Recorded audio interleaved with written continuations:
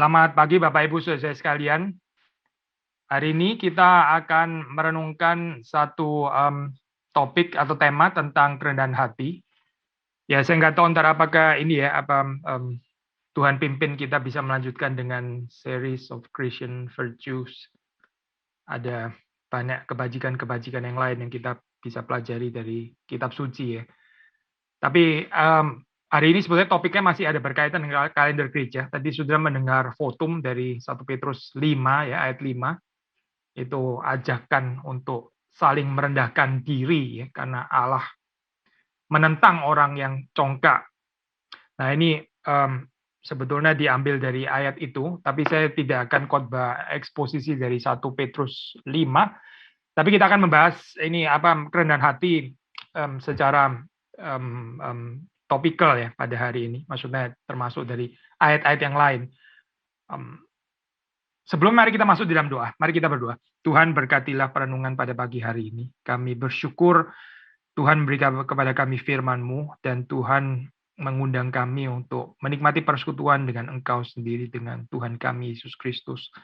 Sebab di dalam Engkau itu ada kerendahan hati dan kami rindu sungguh-sungguh mengerti apa artinya bersekutu dengan Engkau yang juga memiliki konsekuensi akibat kerendahan hati di dalam kehidupan kami. Kiranya Tuhan menolong kami, menolong hamba-Mu dalam menguraikan.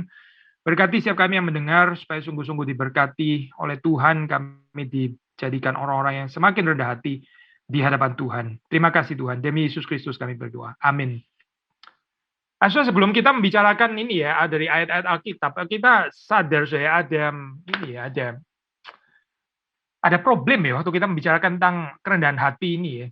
Ada beberapa hal yang kita bisa bicarakan. Yang pertama, saya jelas karena kita ini adalah manusia yang sudah jatuh di dalam dosa, dan our sinful nature, natur keberdosaan kita ini ya secara alamiah itu lebih mengajarkan kita untuk menjadi sombong, untuk menjadi congkak daripada rendah hati.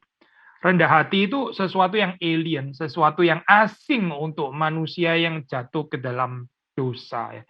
Ini bukan sesuatu yang alamiah, tapi sesuatu yang hanya bisa diberikan oleh Tuhan, anugerahnya ya di dalam kehidupan kita. Jadi ini bukan sesuatu yang otomatis, alamiah, naturally akan terjadi begitu. Makanya kita sulit membicarakan tentang kerendahan hati di sini ya, sama seperti juga sebetulnya virtue atau kebajikan-kebajikan yang lain. Sinful nature kita seperti ini bukan seperti ini, memang betul-betul nggak mendukung ke sana gitu ya. Jadi kita lebih gampang menjadi sombong ya, tanpa harus ada yang mendidik, karena itu sudah bawaan kita sejak lahir. Bukankah kita membaca juga di dalam cerita kejatuhan Adam ya, keinginan untuk menjadi seperti Allah ya, Agustinus misalnya ya mengatakan, even to certain extent Calvin juga bisa setuju bagian ini ya. Ya ini the root ya di sini ya, dosa ini ya. Ini boleh dikatakan root of all evil. Ini akar ini. Ini dosa yang membawa kepada dosa-dosa yang lain. Apa sih? Ya ini kecongkaan gitu. Kecongkaan, ingin menjadi seperti Allah, nggak menerima posisi yang ditetapkan Tuhan di dalam ciptaan. Padahal itu adalah posisi yang paling tinggi untuk manusia. Tapi waktu manusia ingin menjadi lebih tinggi, sebetulnya dia bukan menjadi lebih tinggi, karena itu sudah posisi tertinggi yang bisa diberikan oleh Tuhan di dalam ciptaan. Tapi manusia waktu ingin menjadi lebih tinggi lagi, akhirnya dia bukan lebih tinggi, dia malah jatuh ya. Ini konyol ya gitu. Ada penulis spiritual mengatakan gitu ya, ini waktu kita merendahkan diri itu sebetulnya kita tuh sedang ke atas. Tapi waktu kita meninggikan diri itu sebetulnya kita sedang turun gitu. Kita sedang decline, kita sedang merosot ke bawah gitu. Tapi tentu saja dunia yang sudah jatuh nggak mengerti seperti itu. Dunia mengertinya orang yang rendah hati itu ke bawah ya.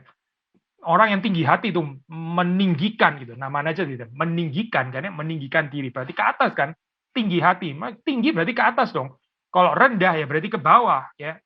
Karena itu saya kita membaca juga di dalam Greco-Roman Society ya, itu humility atau kerendahan hati itu dianggap sebagai tanda ini ya, mentalitas Buddha yang rendah gitu. Ini adalah mentalitasnya Buddha, nggak cocok untuk orang-orang merdeka. Orang merdeka bukan rendah hati. Jadi rendah hati itu belong to the slave. Itu orang-orang yang ya para Buddha itu, ya memang mereka harus rendah hati lah.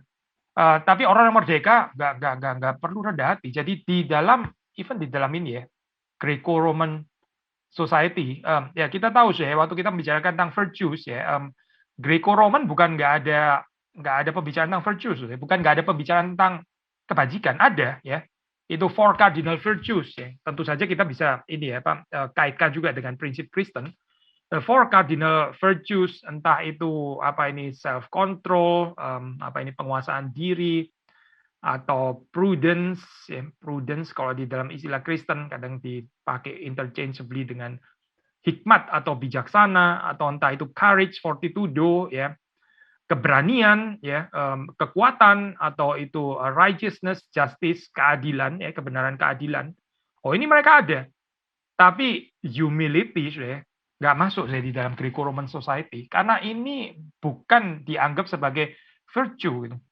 Ini adalah mentalitasnya Buddha, bukan mentalitasnya orang merdeka. Orang merdeka itu justru tabu kalau menjadi humble ya.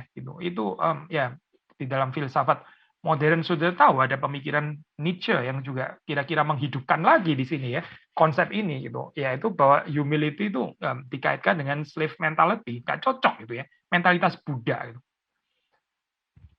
Belum lagi ditambah dengan ini, society kita yang sangat kompetitif ini ya, yang highly kompetitif, yang bersaing satu dengan yang lain. Bahkan secara sadar atau nggak sadar, gereja pun kadang-kadang juga bisa saling bersaing satu dengan yang lain. Hamba Tuhan, pendeta pun juga bisa bersaing satu dengan yang lain. Ya, ini kesempitan hati seperti ini ya, driven by ego sendiri ya, ego kita sendiri. Sulit sebenarnya untuk membicarakan kerendahan hati dalam pengertian seperti ini. Rendah hati jangan-jangan adalah orang yang kalah lagi gitu. Again, mirip seperti kayak Greco-Roman Society ya. Jadi siapa itu yang rendah hati ya? Terpaksa yang rendah hati itulah mereka yang terpaksa harus rendah hati, alias memang nggak terlalu ada pencapaian, loser, pecundang. Ya udah, rendah hati untuk para pecundang. Memang mereka harus rendah hati. Tapi orang yang banyak achievement nggak cocok untuk rendah hati. Dia mesti menceritakan pencapaiannya, kebolehannya, keberhasilannya gitu ya, kehebatannya mesti diceritakan. Kenapa? Ya, supaya nggak jatuh justru supaya nggak usah cerita rendah hati gitu. Nah, saudara melihat di sini ya, worldview kompetitif seperti ini ya, sangat tidak menyuburkan, menghalang-halangi ya, menghancurkan narasi kerendahan hati di dalam kehidupan orang percaya ya, saya. Lalu satu lagi ya, saya, kesulitannya, problemnya adalah ya kita orang Timur, kebudayaan Timur sangat kuat dengan honor shame culture ya, saya. Ini hidup ini betul-betul urusan ini ya apa itu kemuliaan ya ini kuat kadang-kadang lebih kuat daripada urusan benar dan salah ya urusan muka itu saya untuk orang Timur bisa lebih kuat daripada urusan kita ini benar righteous ya truthful jujur atau tidak ya kadang-kadang kejujuran itu bisa diputar dipelintir demikian rupa hanya untuk menjaga honor ngomong salah-salah sedikit nggak apa-apa, tapi honorable gitu misalnya ya, asal tidak dipermalukan. Karena kita peka sekali ya ini dengan urusan honor and shame gitu. Lalu terus kemudian kita menghidupi ya hidup ini jangan dihina gitu ya, jangan dihina. Oke lah, memang siapa sih yang mau dihina gitu ya? Nggak salah sih orang nggak mau dihina ya. Memang kita nggak harus mencari penghinaan itu betul gitu ya. Tapi kadang-kadang secara nggak sadar kita karena nggak mau dihina, terus kita masuk ke dalam model competitive spirit itu tadi. Lalu kita kalau nggak dihina, bagaimana? Ya kita mesti nggak boleh kalah dengan orang lain. Nah, waktu kita nggak boleh kalah, akhirnya kita menang kan ya. Lalu waktu menang, apa yang terjadi saya? Menghina dan merendahkan yang lain. Ya, honor and shame culture ini, kalau kita nggak menaruhnya pada Tuhan, bukan honor-nya Tuhan ya yang kita kejar dan kita jaga, tapi kita menjaga honor kita sendiri ya honor keluarga kita, bahkan honor gereja kita, ya ini bisa masalah, sudah. Kita akhirnya bisa jatuh kepada ya kebudayaan yang daripada dihina, mendingan menghina, daripada direndahkan, mendingan merendahkan, ya dan seterusnya dan seterusnya. Dan ini membuat kebudayaan seperti ini saya membuat kita semakin sulit saya membicarakan tentang apa itu kerendahan hati seperti ya nggak ada tempat ya bicara kerendahan hati di dalam society kita yang sakit seperti ini. Tetapi kalau kita membaca Alkitab jelas sekali ya gambaran kerendahan hati itu. Kita nggak bisa ignore saya ini bagian ini. Mari kita membaca beberapa ayat ya. Nah ini sekarang ayat-ayat Alkitab yang kita akan baca. 1 Petrus 1 ya, 1 Petrus 1. Kita membaca 1 Petrus 1 ayat yang ke-24. Saya baca. Sebab semua yang hidup adalah seperti rumput dan segala kemuliaannya seperti bunga rumput. Rumput menjadi kering dan bunga gugur. Lalu 25-nya, tetapi firman Tuhan tetap untuk selama-lamanya. Inilah firman yang disampaikan Injil kepada kamu. Saudara mungkin bertanya, ayat ini apa sih kaitannya dengan kerendahan hati? Yang kita mau katakan adalah kerendahan hati itu yang pertama, karena kita ini ciptaan. Dan bahwa yang namanya ciptaan itu melayang lenyap. Ciptaan itu transitori, ya. Ciptaan itu terbatas. Ya. Ciptaan di sini dikatakan itu seperti rumput, yang kemuliaannya seperti bunga rumput. Rumput menjadi kering, bunga gugur. Tadi di KU1 kita bicara tentang ini ya, hal kekhawatiran, lalu ya ada contoh tentang bunga bakung di situ ya. Bunga bakung yang sementara hidup, tapi didandani demikian rupa oleh Allah ya. Dan dia ini lebih indah daripada kemegahan Salomo ya. Kita mengatakan di situ. Mengapa saya? Salah satunya adalah ya karena bunga bakung ini bukan mendemonstrasikan kekayaannya. Kalau Salomo pakai pakaian mahal, mungkin sedang mendemonstrasikan kekayaannya, yaitu merefleksikan berapa banyak uang yang ada pada dirinya sehingga dia bisa afford pakaian mahal seperti itu di dalam dunia kita. Banyak orang seperti itu. Tapi bunga bakung tidak ada concern itu saya. Dia simply reflecting kecukupan pemeliharaan Tuhan precisely di dalam transitoriness-nya, di dalam kesementaraannya. Kesementaraan itu nggak harus selalu negatif saya. Dan di sini kesementaraan kita bisa kaitkan dengan kerendahan hati. Kita menjadi rendah hati karena kita ini sementara, karena kita tidak kekal. Justru karena kita ini terbatas, maka kita harus rendah hati. Tapi orang tanpa menggumuli, menghayati keterciptaannya, his atau her createdness, ya, atau creaturehood atau creatureliness, apapun istilahnya ya di dalam bahasa Inggris, tanpa menghayati itu, sulit untuk menjadi rendah hati. Jangan lupa ya, Adam itu jatuh di dalam dosa kecongkaan itu precisely karena dia ingin menjadi seperti Allah, padahal dia ciptaan kok. Dia mau menyangkali, mau menegasi keterciptaannya. Dia mau menegasi keterbatasannya.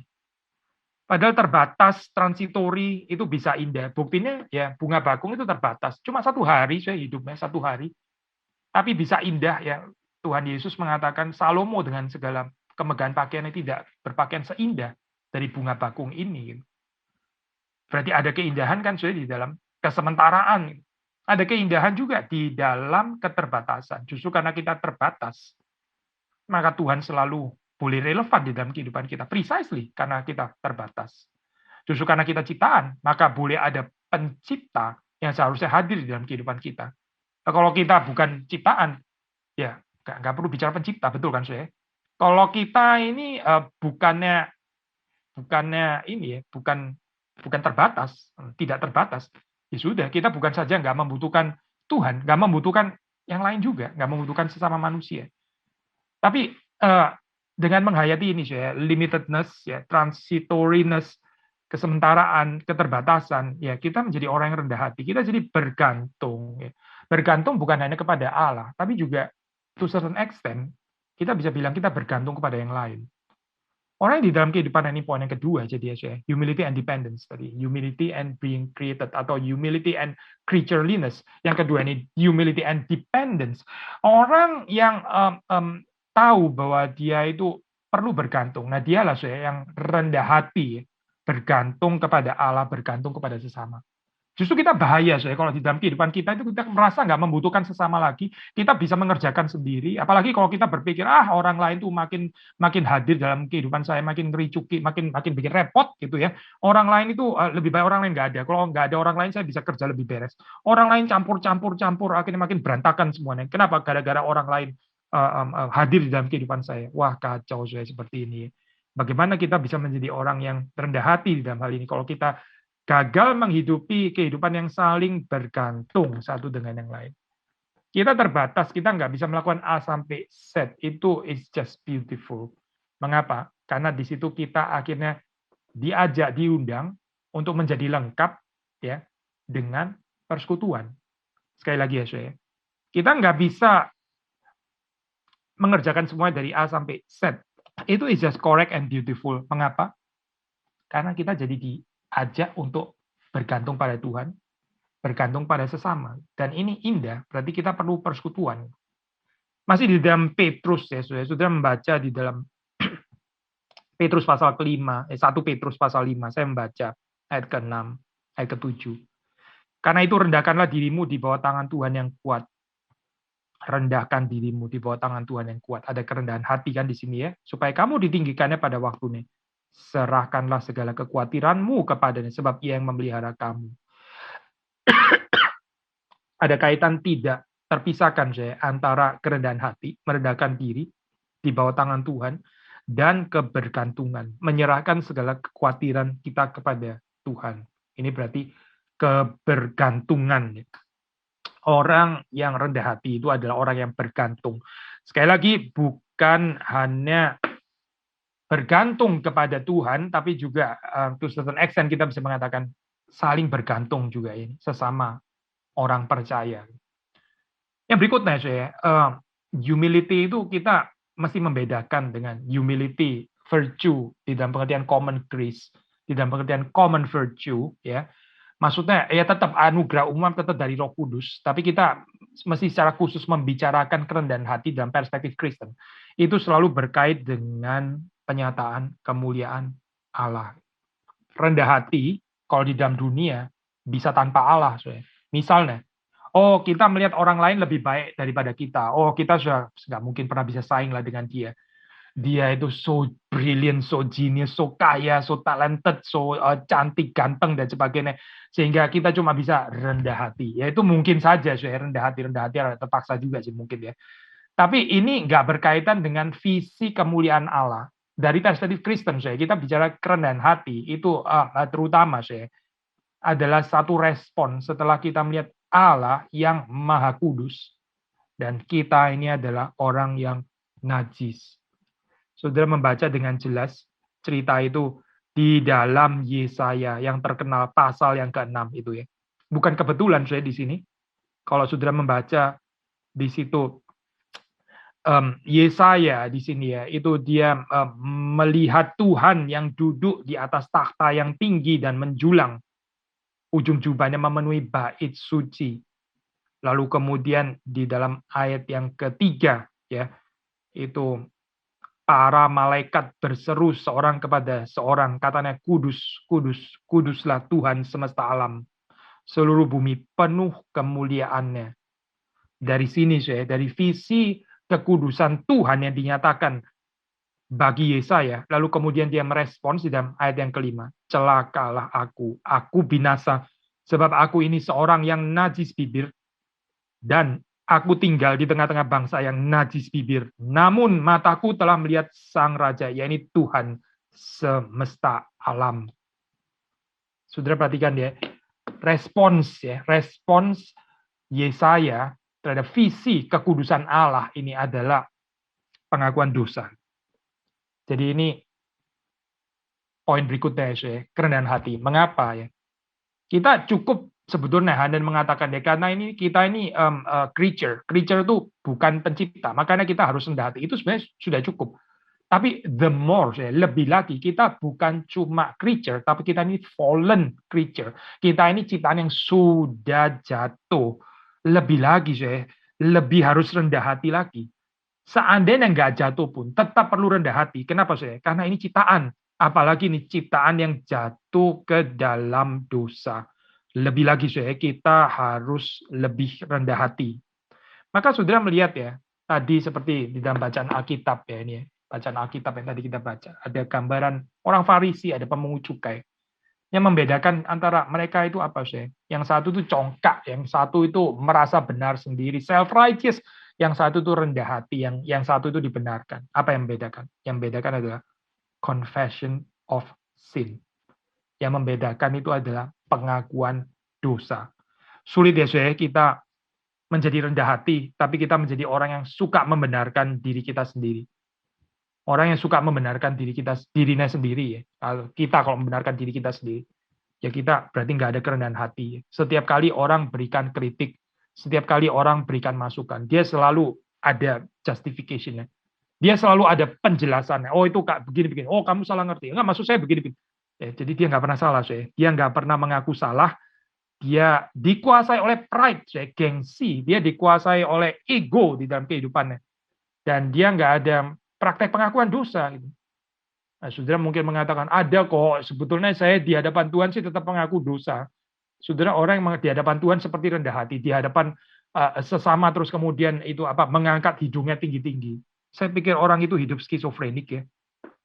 Sekali lagi saya, kita nggak percaya kehidupan seperti itu. Orang di hadapan Tuhan seperti, oh Tuhan ampunilah dosaku, ampuni dosa. Tapi di hadapan manusia terus dia menjadi orang yang super self-justifying and self-righteous itu. Ini mungkin nggak ya kehidupan kayak gini? Apakah itu mungkin, saya? Kehidupan seperti ini mungkin gitu, secara narasi Kristen. Enggak sih, saya orang rendah hati, tapi dalam kurung di hadapan Tuhan saja. Di hadapan kamu, ya nggak mau lah saya. Ngapain saya rendah hati di hadapan kamu? Tapi saya rendah hati kok, saya ini orang rendah hati. Buktinya saya ada confession of sin. Waktu saya berdoa pribadi di hadapan Tuhan, saya suka mengaku dosa saya. Tapi terus kemudian, di dalam kehidupan ini, ya kalau ada orang tegur, kritik, selalu ada pembenaran. Saya nggak percaya saya itu. Kita nggak percaya itu, karena nggak ada dasar Alkitabnya. Yang ada adalah orang yang suka membenarkan dirinya sendiri, juga nggak ada praktek confession of sin di hadapan Tuhan. Kalau dia betul, saya jujur, ya, ada praktek confession of sin di hadapan Tuhan, betul dia adalah orang yang ada praktek pengakuan dosa di hadapan Tuhan, dia nggak akan menjadi person yang self-justifying. Dia tidak akan menjadi seorang pribadi yang suka membenarkan dirinya sendiri. Perhatikan orang Farisi dalam cerita tadi yang kita baca ya. Mereka self-righteous di hadapan di Jewish society, mereka self-righteous kan, betul kan saya? Mereka di masyarakat, mereka tampil self-righteous. Mengapa mereka self-righteous? Saudara bisa mendapati di dalam cerita bacaan itu tadi, mengapa mereka self-righteous? Ya precisely karena mereka waktu datang ya ke bait Allah pun, mereka juga nggak mengaku dosa. Yang ada adalah mereka itu pameran kelebihan mereka, termasuk di hadapan Tuhan. Maka saya ini berakibat kepada apa? Waktu orang-orang Farisi ini hidup di society, mereka juga akan self-righteous. Sekali lagi, saya, karena di hadapan Tuhan pun juga nggak ada confession of sin. Jadi, saudara jangan menipu dengan mengatakan, enggak kok, saya di hadapan Tuhan tapi confession of sin, cuma di hadapan orang lain aja saya nggak mau gengsi gitu ya. Kita kan orang kebudayaan Timur, nggak boleh sedikit-sedikit ngaku salah gitu ya. Itu tabu untuk kebudayaan Timur itu.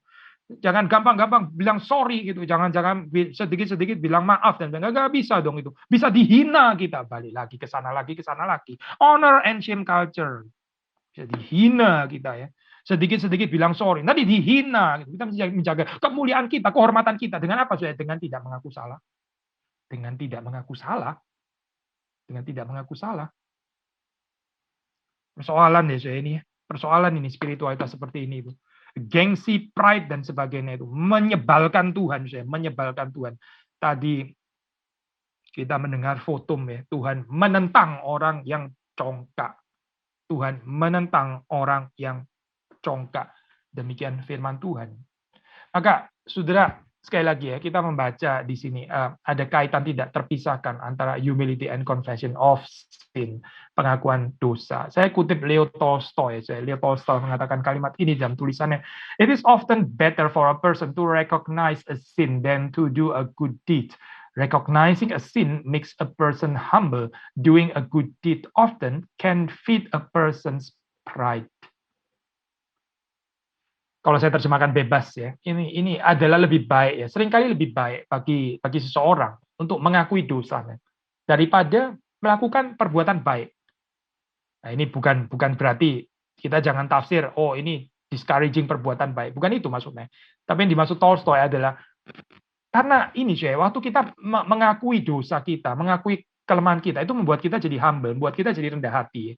Tapi ya, punya pencapaian perbuatan baik ini dan itu ya, doing good deed, bisa melakukan perbuatan baik ya ini dan itu seringkali memberi makan kesombongan atau kecongkaan seseorang.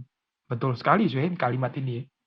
Sekali lagi ya, yang jadi persoalan itu bukan berbuat baiknya, bukan, tapi berbuat baik yang tidak disadari, tidak disertai bahwa kita ini banyak shortage, bahwa kita ini banyak kelemahan, banyak kekurangan. Akhirnya, perbuatan baik itu menjadi makanan bagi kecongkaan kita. Semakin kita berbuat baik, semakin sombong, semakin self-righteous. Justru bukan karena nggak ada perbuatan baik, karena berbuat baik. Justru. Sekali lagi, perhatikan tuh orang-orang Farisi. Mereka bukan seperti pemungut cukai, ya benar, memang mereka morally, ya masuk akal kita mengatakan mereka lebih baik daripada pelacur, daripada pemungut cukai gitu ya. Bisa saja saya mengatakan morally better, ya morally better. Tapi ini justru membuat mereka jadi makin sombong dan makin nggak mengerti apa artinya anugerah keselamatan yang dari Tuhan. Maka poin berikutnya, humility tentu saja nggak bisa dipisahkan dari penghayatan anugerah keselamatan. Saya baru ini sharing Efesus pasal 2 yang terkenal itu ya di dalam PA lansia ya. Kita mau baca lagi ayat ini ya. Ayat yang ayat hafalan ini ya. Yang saudara juga sudah sering baca, apalagi kita orang reform ya. Saya baca sekali lagi ya ayat ini.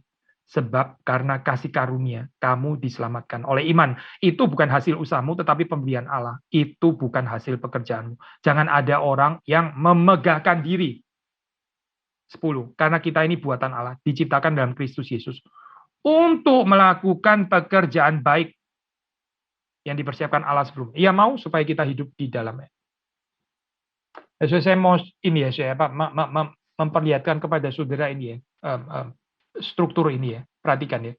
Penghayatan keselamatan itu adalah anugerah Tuhan. Itu adalah kasih karunia Tuhan. Nah, ini menjadi dasar, menjadi alasan kita itu nggak boleh boasting. Jangan memegahkan diri. Kenapa? Kenapa jangan memegahkan diri?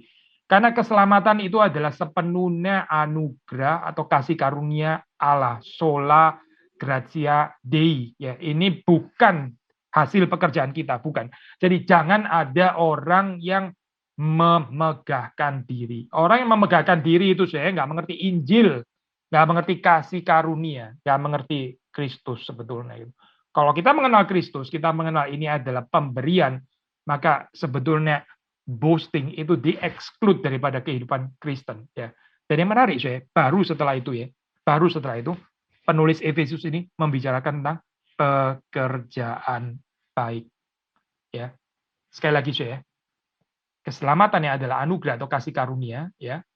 Dan ini menegasi kecongkaan atau menegasi kemegahan diri, dan terus kemudian good works atau perbuatan baik.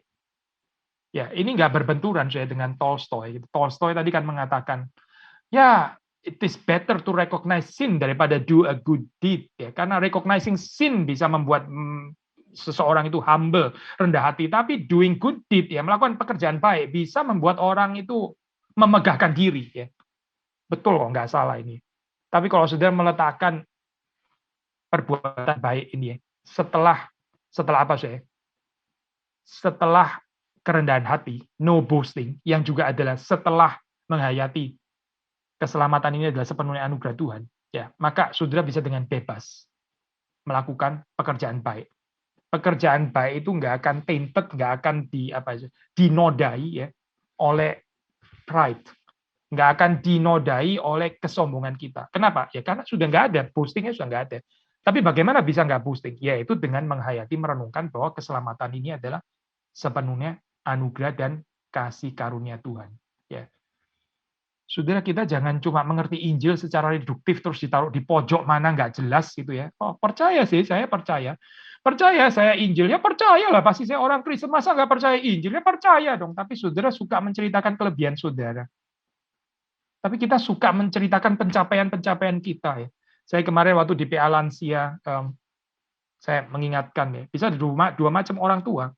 Orang tua ya bisa waktu dia sudah tua cerita ke belakang dulu ya Nif ya, Om ini kerja itu Om yang bangun itu Om waktu itu Om itu ekspertis di sini dan itu ya, atau tante gitu ya.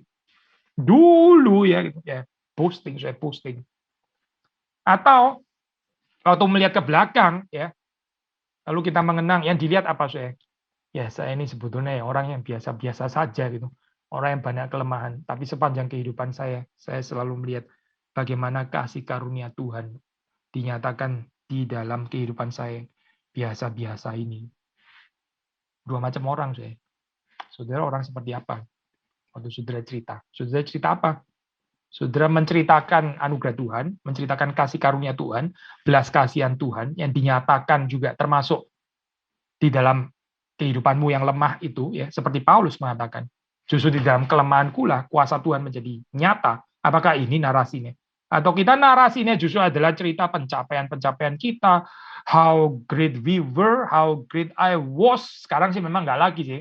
Saya yang sudah lansia, saya nggak terlalu bisa apa-apa lagi. Tapi dulu nggak kayak gini loh, nggak miserable kayak begini ya. Sekarang saya sudah nggak terlalu bisa apa. Iya sih sekarang. Tapi dulu.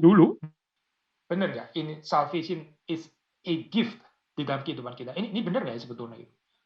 Lalu kalau benar, apa ini artinya gitu? Artinya apa di dalam kehidupan kita?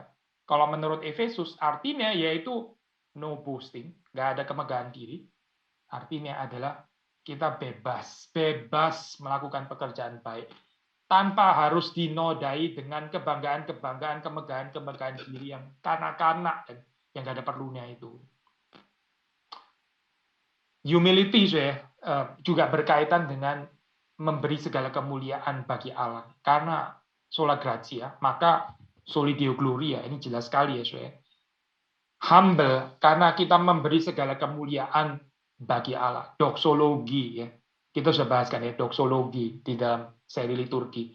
Doksologi ini bukan cuma, nggak sampai 5 menit ya kita menyanyikannya. Doksologi ini adalah liturgi kehidupan kita sebetulnya. Sama seperti waktu kita mengatakan confession of sin nih, di hadapan Tuhan. Kita mengaku dosa, tapi di hadapan sesama. Kita juga tampil vulnerable. Kita juga tampil berserta dengan kelemahan kita. Bukan self-justifying, bukan self-righteous, ya, bukan gitu. Tapi sama, narasinya sama. Seperti waktu kita di hadapan Allah, demikian juga kita di hadapan manusia. Maka waktu kita bicara doksologi, kita juga bisa mengatakan seperti ini. Doksologi itu adalah adoration of God. Ini adalah pemuliaan Tuhan. Tapi kita bisa bilang ya, di dalam hal ini, adoring Allah, tapi juga adoring fellow human beings. Saudara melihat nggak di sini ya, paralelnya ya. Kita nggak bisa confession of sin di hadapan Tuhan, tapi terus kemudian di hadapan sesama, saya gengsi. Saya nggak mau ngaku salah. Gitu. Saya selalu membenarkan diri saya terus. Itu orang nggak ada confession of sin. Saya. Nah, kita bisa sama mengatakan, saya, orang yang hatinya sempit ya, yang setiap kali itu selalu bicara kelemahannya orang lain, selalu saya bicara kejelekannya orang lain, dan dia nggak bisa adoring others itu adalah orang yang nggak berdoksologi di hadapan Tuhan. Dia nggak ada doksologi, dia nggak menjalankan doxological life, nggak ada itu. Dia worshiping God itu nggak ada. Karena kalau orang worshiping God, orang adoring God, itu horizontally, dia juga menjadi orang yang gampang kagum dengan sesamanya. Ini rendah hati, seeing the beauty in others itu rendah hati. Orang yang nggak rendah hati itu nggak bisa adoring others. Dia adore dirinya sendiri, dasar narsisistik sih memang ya. Dasar orang narsisistik ya sudah dia adoring dirinya sendiri. Tapi dia sulit untuk melihat kelebihan, keindahan ya. Sulit untuk mengatakan iya ini bagian ini saya belajar dari kamu loh gitu ya. Ini sesuatu yang saya nggak sulit ngomong kalimat itu saya. Yang ada sebenarnya sebetulnya sih belajar sih dari orang lain. Tapi dia nggak mau kutip. Dia nggak mau give credit to orang lain. Seperti kayak dia sendiri yang menemukannya, padahal dia belajar dari orang lain sebetulnya. Ada gengsi di dalam kehidupannya sih. Susah untuk adoring others. Kayaknya egonya nggak menolong dia untuk bisa mengakui kebaikan jasanya orang lain ya. Bukan karena kita mau meninggikan jasa manusia, bukan itu maksudnya saya, tapi mengakui pekerjaan Tuhan di dalam kehidupan orang lain, keindahan yang diberikan Tuhan di dalam diri orang lain. Dia sulit saya untuk mengakuinya. Berarti sekali lagi saya, orang yang susah adoring others, orang itu sedang nggak adore Tuhan. Orang yang adore Tuhan, orang yang worshiping Tuhan, dia adoring others. Ini paralel, paralel. humility. Saya kutip C.S. Lewis ya, dia mengatakan kalimat seperti ini. As long as you are proud, you cannot know God. A proud man is always looking down on things and people. And of course, as long as you are looking down, you cannot see something that is above you. Selama kita ini sombong, congkak, kita nggak bisa mengenal Allah. Seorang yang congkak, seorang yang sombong itu selalu look down, susah terjemahannya ya. Selalu melihat ke bawah, selalu memandang rendah, ya. Memandang rendah segala sesuatu, memandang rendah baik itu barang, orang juga, dan tentu saja ya. Selama kita ini terus-menerus memandang rendah, ya, kalau kita memandang rendah, look down, ya, kita nggak bisa melihat sesuatu yang di atas kita. Kenapa? Ya karena kita look down terus. Adore doxology itu gesturnya ke atas, ya, ke atas. Betul kan, saya? Orang kalau beribadah gesturnya ke atas. Nggak ada orang beribadah terus gitu. Ya sedang berdoa bisa menunduk kepala ya. Itu kerendahan hati namanya. Tapi kalau orang adoring ya ke atas itu. Makanya C.S. Lewis mengatakan kalau orang yang suka look down terus dia membiasakan diri dengan memandang rendah orang lain, ya dia nggak bisa melihat ada yang di atas dia. Kasihan saya orang seperti ini. Kasihan sebetulnya. Karena dia nggak bisa melihat keindahan. Padahal yang di atas dia itu banyak hal yang indah yang dia bisa kagumi. Akhirnya dia nggak ada kekaguman di dalam kehidupannya. Dia nggak bisa ada adoration.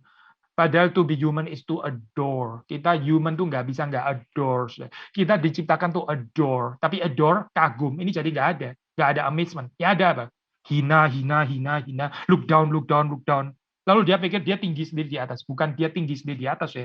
Dia kesepian sebetulnya. Orang yang sendiri di atas, ya sudah nggak ada temennya berarti. Karena apa? Ya nggak ada yang dia adore. Tuhan pun dia juga nggak adore. Yang dia adore dirinya sendiri. Kasihan deh lu. Kasihan deh orang-orang seperti ini. Tersendiri. Alienated. Kenapa? Ya karena dia nggak ada yang dia adore. Tetapi narasi humilitas bukan ini ya, saya bukan ini. Kalau kita merenungkan apa artinya kerendahan hati, itu bukan ini. Ya, bagian berikutnya saya. Sekarang kita membicarakan manfaat-manfaat kerendahan hati. Perhatikan di sini, waktu kita mengatakan manfaat-manfaat, ini saya pinjam istilah yang sering dipakai oleh Calvin ya. The benefits ya, manfaat, kegunaan. Ini bukan berarti terus kerendahan itu adalah semacam sarana untuk mencapai goal yang lebih tinggi. Bukan itu maksud saya, bukan gitu. Kita waktu pakai istilah manfaat, benefits, kegunaan, ya keuntungan, ini bukan berarti mau menjadikan kerendahan hati itu sebagai yang ditunggangi belaka, yang diperalat, diinstrumentalisasi to achieve higher goal. Bukan itu maksud saya bukan gitu. Istilah manfaat nggak harus diterjemahkan ke sana. Nggak harus menjadikan ini sebagai sarana. In fact, sebenarnya kita tahu Christian virtue ini ya, kita bisa mengatakan Tuhan itu menyelamatkan kita justru supaya kita memiliki persekutuan dengan Kristus. Dan di dalam persekutuan dengan Kristus kita ada kerendahan hati. Kerendahan hati ini bukan sarana, saya. Kerendahan hati itu certain extent kita bisa mengatakan ini adalah ya goal-nya sendiri gitu. Christian virtue, keserupaan dengan Kristus itu goal bukan sarana, saya. Menjadi serupa dengan Kristus itu jelas bukan sarana. Sarana mau capai lebih tinggi, apalagi yang lebih tinggi daripada keserupaan dengan Kristus, nggak ada. Itu sudah goal-nya gitu. Jadi waktu kita mengatakan di sini manfaat kerendahan hati, sudah jangan salah mengerti. Karena kita pakai istilah manfaat, oh ini berarti ditunggangi dong. Saya sedang menunggangi kerendahan hati supaya kita bisa mendapatkan yang lebih tinggi lagi ya. Dari akibat kerendahan hati, itu maksudnya. Tapi orang yang rendah hati ada janji-janji Allah ya. Ada janji-janji Allah bagi orang yang merendahkan dirinya ya. Misalnya di dalam Petrus ya, termasuk yang tadi kita baca ya di dalam pasal 5 ayat yang kelima tadi ya. Waktu dikatakan rendahkanlah dirimu di bawah tangan yang kuat supaya kamu ditinggikannya. Ya. Tidak salah kan mengatakan bahwa ditinggikan itu adalah manfaat kerendahan hati. Orang yang merendahkan diri, janji Allah mengatakan mereka yang merendahkan diri ditinggikan oleh Tuhan pada waktunya. Jadi termasuk manfaat dari kerendahan hati. Mereka yang meninggikan diri direndahkan. Mereka yang merendahkan diri ditinggikan. Pasif ya saya. Pasif divine. Maksudnya siapa yang meninggikan? Ya Allah. Karena ini pasif divine. Divine pasif. Bukan kita yang meninggikan diri kita sendiri, tapi kita pasif ya. Yang meninggikan itu adalah Tuhan. Kita ditinggikan. Apalagi saya, orang yang rendah hati ya, dia mengenal Allah dengan benar, dia mengenal dirinya juga dengan benar, dengan tepat. Orang yang congkak nggak mungkin mengenal Allah dengan benar. Kalaupun ada semacam Allah, itu adalah proyeksi kecongkaannya sendiri. Bukan Allah yang sedang dia sembah. Proyeksi dirinya sendiri. Lalu dia pikir itu Allah, dia sembah-sembah. Padahal itu cuma self-projection. Itu bukan Allah yang sejati. Itu berhalanya dia. Berhalanya dia yang sedang dia sembah. Kasihan sekali ya orang seperti ini. Sampai suatu saat, waktu dia berjumpa dengan Tuhan, Tuhan bilang, "Nyahlah kamu pembuat kejahatan. Aku tidak mengenal engkau." Wah, menakutkan sekali. Dia pikir dia sedang beribadah kepada Allah. Dia pikir dia sedang menyembah Allah yang sejati. Ternyata itu adalah proyeksinya sendiri. Ternyata itu adalah imajinasi dia sendiri yang diproyeksikan dari bawah. Ya, self-made, created by him atau herself. Ya. Needless to say, ya, orang yang nggak bisa mengenal Allah dengan benar, pasti mengenal dirinya juga nggak tepat. Ya, orang sombong, orang congkak, mana bisa sih saya mengenal diri dengan tepat? Dia selalu salah menilai diri. Ya, lihatlah orang-orang Farisi itu, saya yang salah menilai diri. Yesus berurusan dengan orang-orang Yahudi. Yesus mengatakan kebenaran itu akan memerdekakan kamu. Ya. Tapi mereka pikir, enggak, kita enggak perlu dimerdekakan. Memangnya kita budaknya siapa? Memangnya siapa yang menjajah kita? Nah, saudara lihat ya, orang yang congkak nggak bisa mengenal dirinya sendiri. Salah menilai diri. Salah mengenal diri. Kenapa? Ya karena kecongkaannya itu membutakan dia untuk melihat dirinya dengan tepat. Orang yang rendah hati, saya juga akan bukan hanya mengenal Allah, mengenal diri, ya, tapi dia juga akan peka dan mudah bersyukur atas anugerah Allah. Orang yang rendah hati, saya itu gampang terharu. Ya. Dia nggak ada sense of entitlement, ya, merasa berhak, ya, berhak untuk dihargai, berhak untuk dilayani, dikasihi, dihormati, dipuji-puji, dan sebagainya. Dia nggak menjadi orang yang seperti itu. Dihina itu wajar, ya memang kita berdosa. Siapa saya lupa ya, penulisnya mengatakan Spurgeon kalau nggak salah ya. Orang itu mencela kita, orang itu kritik kita gitu. Kita marah gitu ya. Saya ini bebas ya, paraphrase gitu.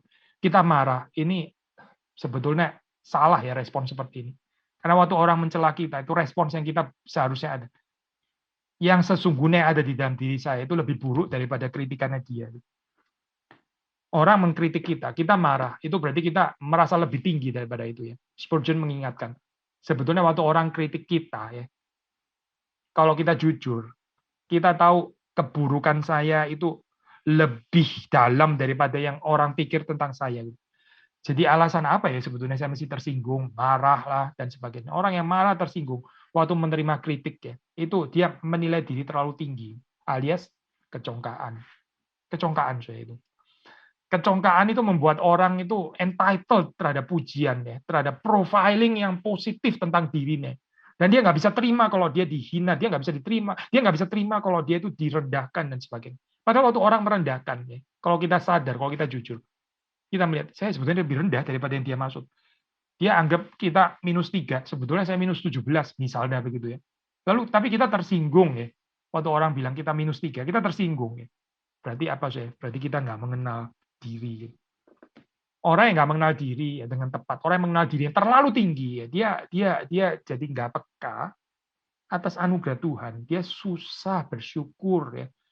Dia apapun kebaikan yang dilakukan orang lain selalu kurang ya. Ini very hard to please ya orang seperti ini ya. Hampir mustahil bisa dibahagiakan, disenangkan. Mengapa sih? Ya karena dia nggak rendah hati.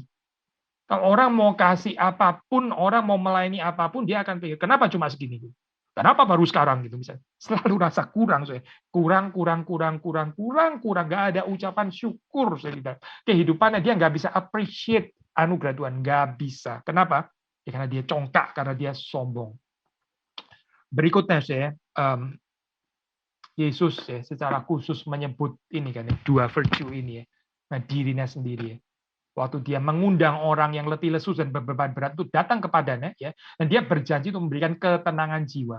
Terus kemudian ada kalimat di situ kan ya, aku belajarlah daripadaku, aku lemah lembut dan rendah hati.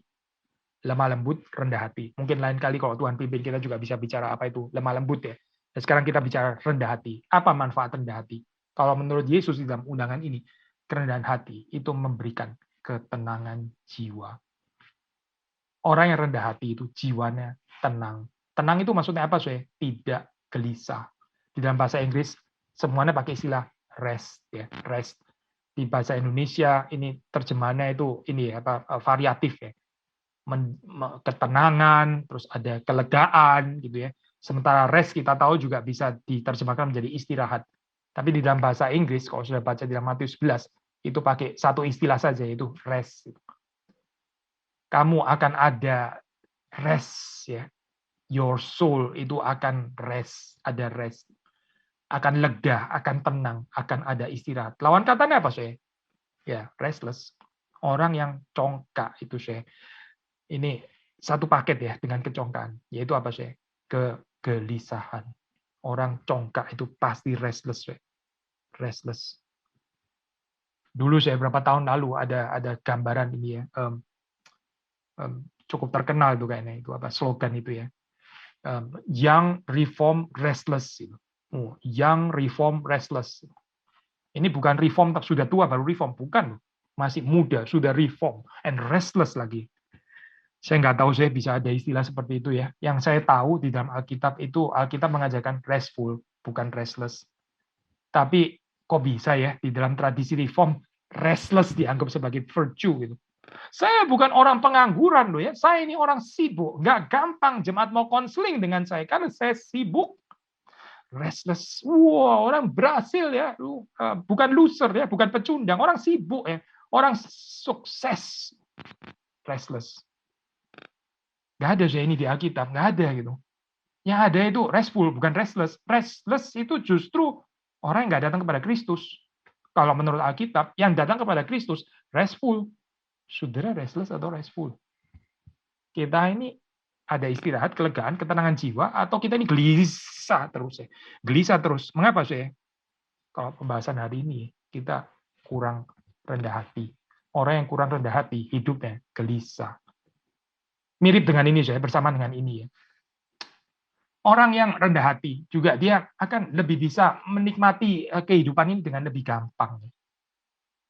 Ada kutipan yang terkenal itu ya, saya ini apa seringkali attributed to Lewis gitu, tapi sebetulnya ini mungkin dikutip, diparaphrase oleh ya orang seperti Rick Warren atau ini ya Tim Keller gitu ya, mungkin ini yang pernah dikutip Pak Jethro juga. Humility is not thinking less of yourself but thinking of yourself less ya. Tapi betul saya ini dasarnya kalimatnya itu memang aslinya dari Lewis, tapi kalimat aslinya sebetulnya lebih panjang ya, bukan dalam pengertian proverbial kayak gini. Tapi lebih panjang dari C.S. Lewis yang tulisan aslinya. Saya baca ya, ini kutipan. Ya, dia bilang seperti ini. Saya.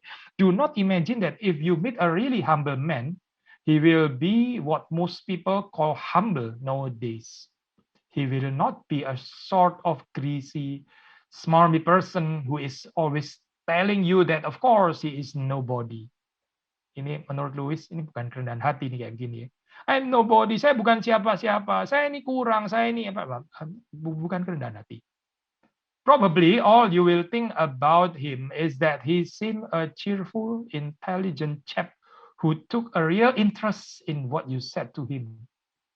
If you do dislike him, it will be because you feel a little envious of anyone who seems to enjoy life so easily. He will not be thinking about humility. He will not be thinking about himself at all. Not thinking less of himself, but thinking of himself less atau herself ya. Jadi saudara melihat di sini ya, ini bukan gambaran kerendahan hati orang selalu bilang saya bukan siapa-siapa, saya ini orang buruk lah, saya nggak bisa apa-apa lah, saya nggak seperti dia dan sebagainya. Itu mungkin minder, saya itu inferior kompleks, bukan rendah hati. Tapi rendah hati itu ya orang yang cheerful, ada sukacita, saya. Perhaps juga intelligent gitu ya. Dan yang pasti dia itu bisa ada interest waktu orang berbicara, dia menaruh perhatian, dia tertarik tentang orang lain. Nah ini berarti dia bukan tertuju kepada dirinya sendiri, dia bukan self conscious. Orang yang self-conscious nggak mungkin rendah hati. Oh, everything is about him or about her. Menyebalkan saya orang seperti itu ya. Segala sesuatu tentang dia, termasuk keburukannya dia. Nggak harus selalu kekuatannya memang. Saya ini bukan siapa-siapa, saya ini kurang, saya ini kecewa, saya sedang luka, saya ini, saya. Tapi semua tentang saya. Semua tentang saya. Dan waktu orang lain cerita, dia nggak tertarik. Dia langsung shut off. Dia langsung, sudahlah, saya main handphone saja.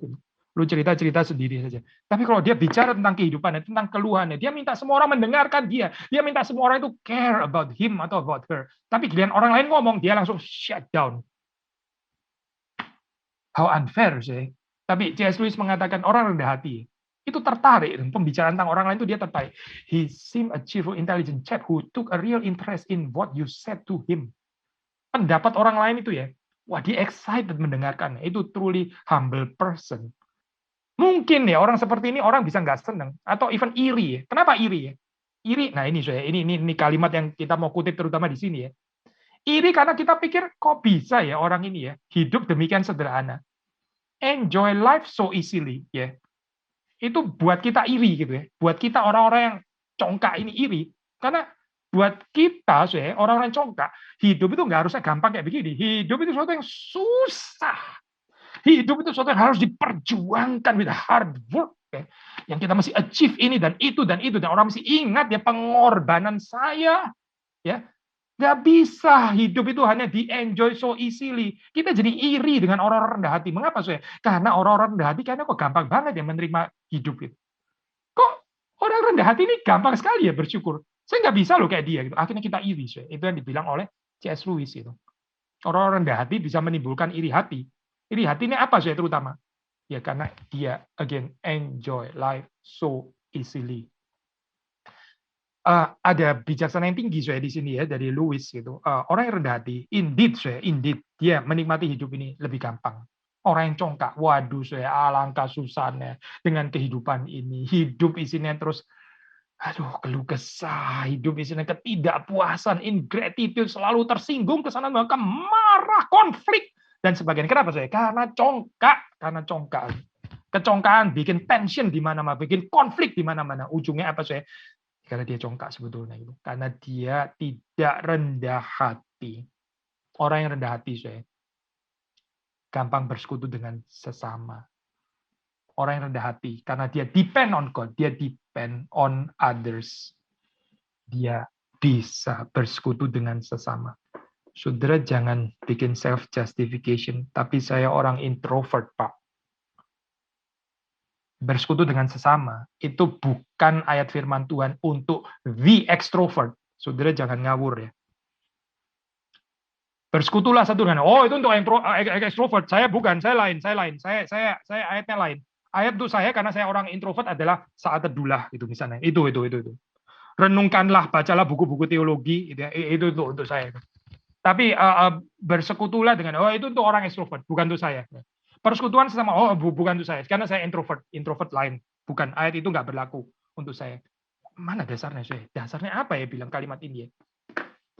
Saya juga introvert, saya kalau boleh bicara sedikit tentang kehidupan saya, meskipun Lewis mengatakan jangan bicara banyak tentang kehidupan, ya bicara sedikit saja. Ada pergumulan saya dengan ini, bukan nggak ada. Orang introvert ada pergumulan saya dengan rame-rame, dengan ketemuan orang dan sebagainya. Kadang bisa bingung juga, apalagi kalau orang juga introvert. Kita sudah ngomong, memulai pembicaraan, bilang susun, kalimatnya sudah digumulkan 2 jam gitu kan, diperbul. Dia cuma jawab, iya. Hah, iya, cuma gitu tok jawabannya. Kita sudah ngomong kalimatin, iya.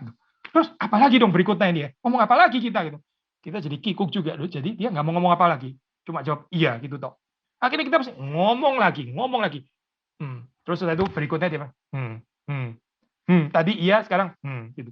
Walah, susahnya itu penyangkalan diri seperti itu gitu. Kita nggak comfortable saya ngomong dengan orang seperti itu ya. Dia sendiri perlu belajar memang. Tapi saudara dan saya juga sedang dibentuk kan sebetulnya di dalam keadaan yang seperti ini gitu. Menjadi orang yang ya belajar bersekutu dengan sesama, itu kerendahan hati. Orang yang nggak mau bersekutu dengan sesama, hidup menyendiri terus gitu ya. Kayaknya pelit sekali dengan pergaulan ya. Ini borderline congkak, kalau nggak mau dikatakan congkak sebetulnya gitu. Ini orang congkak sebetulnya gitu. Karena orang yang rendah hati itu bersekutu bukan cuma dengan Allah, tapi juga dengan others, dengan fellow human beings, dengan saudara-saudari seiman. Bagian terakhir, saya, spiritual exercises, latihan-latihan rohani yang kita bisa lakukan. Yang pertama, saya, renungkanlah kekudusan Allah seperti Yesaya tadi ya. Orang yang merenungkan kekudusan Allah, dia ada visi kekudusan Allah, dia dibawa kepada pemahaman bahwa dia ini berdosa, bahwa dia itu najis. Kenapa orang nggak melihat dirinya najis? Kenapa orang nggak melihat dirinya berdosa? Mengapa? Karena nggak ada visi kekudusan Allah. Dia nggak melihat kekudusan Allah. Dia nggak melihat kekudusan dan kemuliaan Allah. Mungkin di dalam kehidupan, indeed, dia menang terhadap sesamanya. Menang secara morally. Ya. Oh, ini orang yang lebih baik moralnya. Menang secara pengetahuan, dia memang lebih brilian kali, mungkin lebih pintar orangnya. Akhirnya dia ya yang apa yang perlu dikonfes. Saya mesti bicara tentang kelemahan saya apa. Orang kalau saya lihat dalam dunia, karena orang yang di luar saya lebih banyak yang lebih lemah daripada saya. Saya nggak melihat kelemahan di dalam diri saya. Mengapa? Karena dia bandingnya selalu kepada orang lain, bukan di hadapan kekudusan Allah. Tapi orang yang melihat kekudusan Allah seperti Yesaya, dia lain. Petrus, Petrus. Waktu dia ditolong oleh Yesus, respon saya kan menarik ya. Pergilah daripadaku Tuhan, aku ini orang berdosa. Pergilah daripadaku, aku ini orang berdosa. Itu tanggapan dari Petrus. Tanggapan saudara dan saya apa ya? Kita melihat nggak yang dilihat oleh Petrus di sini? Atau kita nggak melihat? Yang berikutnya saya, renungkanlah kerendahan hati Kristus. Karena kita bukan sedang berurusan dengan ide kerendahan hati. Bukan, ini bukan dunia ide. Ini nyata di dalam kehidupan satu pribadi yang sungguh-sungguh ada, yang namanya Yesus Kristus. Lihatlah kerendahan hatinya, renungkanlah Kristus dan kerendahan hatinya. Filipi 2 mengatakan, walaupun ya di dalam rupa Allah, dia tidak menganggap kesetaraan dengan Allah itu sebagai milik yang harus dipertahankan. Coba perhatikan saya dunia kita, saya sudah sering pakai ilustrasi seperti ini ya. Orang waktu dihina, tahan-tahan sampai suatu saat dia bisa menunjukkan kebesarannya. Oh, ternyata orang ini hebat loh, cuma tadinya dia aja pura-pura. Ternyata dia itu punya super power gitu ya. Wah, dipukul, dia nggak bales. Tunggu aja, nanti sampai suatu saat dia akan unleash super powernya dia. Dan baru orang akan terkencing-kencing. Ya. Orang akan sujud-sujud sama dia. Ini dunia kita, ini dunia kayak begini saya. Dunia anak-anak, ya, dunia pameran kekuatan. Even pun kalau ada saat-saat tertentu mesti menunggu dulu, sabar, gebuk-gebuk apa-apa. Jangan tunjukin jurus lu dulu. Jangan kungfu dulu, tenang aja nanti gitu ya. Setelah dia sudah keterlaluan baru lu pegang jarinya dan lu skidu gitu ya. Habislah dia gitu. Baru setelah itu selesai urusannya. Lalu orang akan takut dan menyembah engkau. Lihatlah saya kehidupan Kristus, gak ada cerita kayak begini. Gak ada. Bahkan setelah dia bangkit pun juga nggak ada cerita ini. Nggak ada cerita skidu itu. Nggak ada. Orang-orang Farisi yang dipencet satu-satu jarinya gitu ya. Nggak ada itu cerita itu. Nggak pernah ada. Itu kungfu panda. Gitu. Bukan cerita Yesus Kristus. Cerita Yesus Kristus ya, dia konsisten di dalam kerendahan hatinya. Dia kerendahan hati bukan untuk sementara supaya nanti suatu saat ditonjolkan ternyata dia ini adalah nggak rendah hati sebetulnya gitu ya. Bukan, ya kerendahan hati dari dulu, sekarang dan sampai selama-lamanya. Yang berikutnya saya merenungkan kekudusan Allah, merenungkan kerendahan hati Kristus. Be thankful, saya bersyukurlah, count your blessing, hitunglah berkatmu ya. Sehingga orang yang menghitung berkat, yang bersyukur, dia nggak gampang menggerutu, dia nggak gampang komplain, dia nggak gampang merintih, aduh, sakit, kurang, luka, dan hidup kok nggak ada ini, nggak ada pancaran sukacita. Kenapa saya? Karena nggak menghitung berkat Tuhan gitu ya, nggak menghitung berkat Tuhan, akhirnya yang ada ya cuma kelemahan, kekurangan, sakit penyakit, uang juga kurang, keluarga juga kayaknya kok kurang cinta saya, gereja juga gitu, lagi pendeta kurang juga, menyebalkan, mengecewakan, akhirnya nggak ada gratitude saya, nggak ada ucapan syukur ya. Kenapa saya? Ya karena nggak menghitung berkat Tuhan, karena congkak. Yang berikutnya saya. Seperti tadi kita katakan ya, doxology, adoring God. berarti juga adoring others ya. Belajar untuk recognize, belajar untuk mengenal, untuk mengakui ya, kebajikan-kebajikan di dalam diri orang lain. Ini juga adalah anugerah Tuhan. Kalau itu adalah anugerah Tuhan, kenapa kita mesti iri ya? Kalau itu pencapaiannya dia, ya kita boleh iri. Untuk pencapaiannya dia, saya kok nggak bisa mencapai. Oke, itu iri. Lebih ada logik ya, meskipun iri selalu salah. Tapi kalau kita melihat itu sebagai anugerah Tuhan, masa saudara iri sama anugerah Tuhan, itu kan aneh sekali gitu kan. Oh, ini anugerah Tuhan kok. Sama absurdnya dengan saudara menyombongkan apa yang ada pada saudara, padahal itu adalah anugerah Tuhan. Ini kan absurd ya sebetulnya gitu. Saudara sombong ya. Kenapa? Karena saudara menerima apa gitu dari Tuhan. Kan nggak make sense ya ini sebetulnya. Sama nggak make sense ya, kita iri ya terhadap orang lain, padahal kelebihannya itu adalah anugerah Tuhan. Anugerah Tuhan kok diiri bagaimana sih? Atau saudara iri pada Tuhan juga. Tuhan pun diiri. Nah kalau gini berat soalnya. Wah ini penyakit berat ya. Kalau Tuhan pun, dengan Tuhan pun kita iri. Walah, rada susah soalnya. Ini jenis ini ya nggak bisa hanya dengan doa ya. Tapi mesti dengan doa dan puasa kali. Iri kok kepada Tuhan. Ini keterlaluan orang ini. Tapi kalau kita nggak ada iri hati kepada Tuhan, dan kenapa iri kepada sesama ya, pada kelebihan yang ada pada mereka itu juga adalah anugerah Tuhan. Kan? Kita bisa bersuka cita melihat kelebihan orang lain. Karena kita merayakan, celebrating God-given grace. Ini kasih karunia yang ada pada orang lain. Besar. Ya. Lalu saya adore itu. Saya adoring Tuhan pada akhirnya. Gitu. Termasuk juga dengan via adoring others. Yang berikutnya saya. Orang yang bisa recognizing kelebihan, ya, virtues di dalam diri orang lain. Dia juga bisa learn humbly, ya, belajar dengan rendah hati dari yang lain. Nggak perlu ada gengsi gitu ya, gengsi seperti enggak ini saya nggak belajar dari kamu. Saya nggak kutip loh ya. Ini saya sendiri yang baca. Saya ketemu sendiri loh di buku, bukan dari kamu gitu misalnya. Akui saja saya ada keindahan kok di situ gitu. Kita belajar dari siapa gitu ya. Kita belajar ini dari si itu. Itu nggak ada urusannya sama your honor and dignity, nggak ada urusannya. Nggak merusak your honor and dignity. Tapi itu merusak your pride yang pasti. Itu merusak your pride.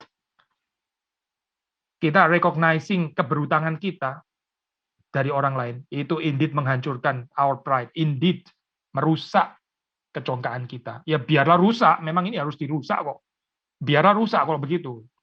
Rusak dengan bagaimana sih? Dengan kita suka belajar dari orang lain, humbly. Tapi bukan cuma belajar, juga serving. Indeed, saya waktu Nietzsche atau Greco-Roman Society itu mengatakan kaitan antara humility and slave, nggak sepenuhnya salah. Maksudnya begini saya, humility kita nggak bisa pisahkan dengan servanthood. Humility, kerendahan hati, itu kita nggak bisa pisahkan dengan jiwa seorang hamba. Ya. Bedanya adalah apa sih? Bedanya kalau di Greco-Roman Society, culture, filosofi, mereka nggak mau terima ini. Itu bukan untuk saya, karena saya orang merdeka. Tapi untuk kita sih, kita merayakannya. Bagi kita, ya memang betul, nggak salah. Humility itu inseparable dari perbudakan, dari perhambaan, ya, dari servanthood, dari being a servant, dari serving others. Betul itu. Jadi mari kita merayakan ini, sih. Merayakan apa sih? Merayakan humility through serving others. Kita menjadi rendah hati karena kita suka melayani orang lain. Hati-hati sih, orang yang terus-menerus suka dilayani, lama-lama jadi bosi kan? Atau dia sudah bosi duluan. Karena itu dia selalu taken for granted orang lain mesti melayani dia. Taunya cuma suruh-suruh ini perintah itu. Lalu waktu orang lain melayani dia, oh dia menikmati karena memang saya entitled, memang saya susah. Jadi orang lain tuh melayani dia is just correct. Betul seperti itu. Memang saya layak untuk dilayani, ya. Kecongkaan saya itu kecongkaan gitu. Kecongkaan. Tapi orang yang rendah hati itu dia bukan dilayani, tapi dia melayani. Sekali lagi saya lihatlah kerendahan hati Kristus ya. Kristus datang bukan untuk dilayani melainkan untuk melayani.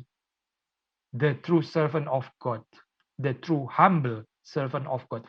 Yesus Kristus yang datang untuk melayani, bukan datang untuk dilayani. Itulah saya kerendahan hati. Terakhir. Orang yang rendah hati, ya, kita bisa melakukan spiritual exercises apa sih? Spiritual exercise apa? Yaitu doksologi, sekali lagi ya, glorifying God. Pujilah Tuhan Allahmu, pujilah Tuhan penciptamu, pujilah Tuhan penebusmu, pujilah Tuhan yang menguduskan dan menyempurnakan engkau, pujilah Tuhan.